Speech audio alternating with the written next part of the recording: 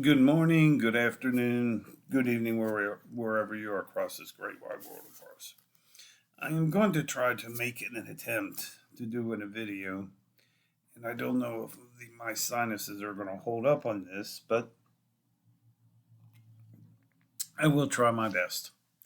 And the thing I want to talk about today are first impressions. And we hear these first impressions are lasting impressions. And as an IO psychologist, as a psychologist in general, I feel a lot of times people um, don't understand this concept of first impressions or lasting impressions. And one thing that I do is I take the mass transit a lot, but this gives me a way to look at people, study people, and figure out what's going on in their lives.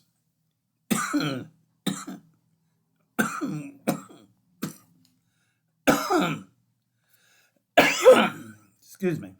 But one of the things that I find people are not cognitive or aware of their surroundings, and they make hasty decisions, or they just don't understand what's going on in their life or whatever. And when especially when you're in the public, you have to always be aware of people around you, cognitive or people are. But in some cases, some people don't give a crap, and they can't understand why they can't get ahead in life. And it's the fact that first impressions make a lasting. And first impressions make a lasting impression. And one of these, and I got a couple of examples of this, was one individual earlier in the week. I was waiting in line to get some gas. He reeked with weed. We reeked with marijuana. And I kept thinking, first off, I was concerned, is this gentleman driving? Or the other concern that I had is, how can you be this way and, you know, think that things are okay? The issue becomes um, a, an issue of, number one, what I think is like, don't you really give a shit, or what's the issue that you have to be that way? Or the number two issue is they just don't care, and they just don't care. But then they will wonder why they can't get ahead in life, because people will see this and say, hey, this person is doesn't care about their life, or because there's this stigma taught, especially with older adults, that there's a stigma with concerning weed or marijuana, and how it gives an impression that you just don't care about life. Granted, like I said, I'm not here to judge people, but the point is, when you're out in the public, you have to be aware of how your impression. And like I said, I've seen this another time too while I was on mass transit.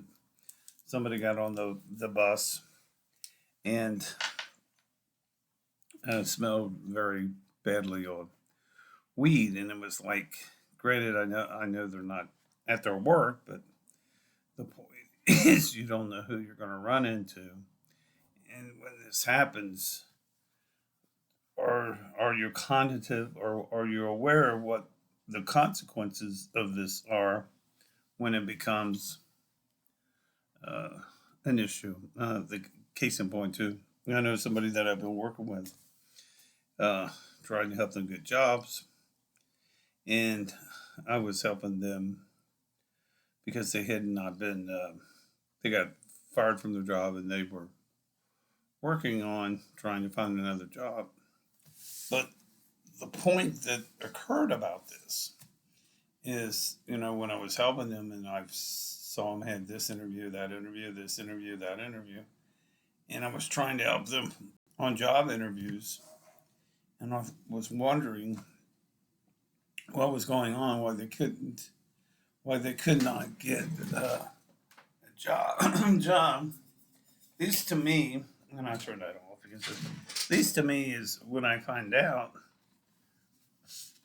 that the person has a felon and they didn't tell me this, then it creates we're in a different paradigm because there again, this is a perception that, you know, first impressions are lasting impressions that, you know, if I knew this, then, you know, we could work around it, but I didn't know about it at the time.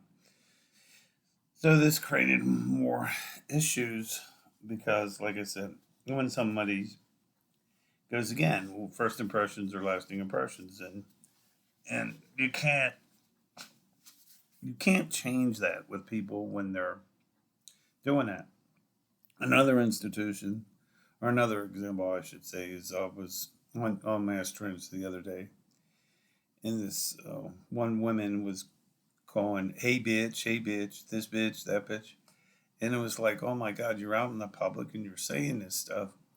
And you're not conscious of, you're not aware of who people are around you. And then I heard her tell her friend, well, I'm having a hard time finding a job. Well, no kidding. Because here again, you're in the public. And even if you go to an interview and somebody that that you say that you know, don't know, but they're doing the interview process.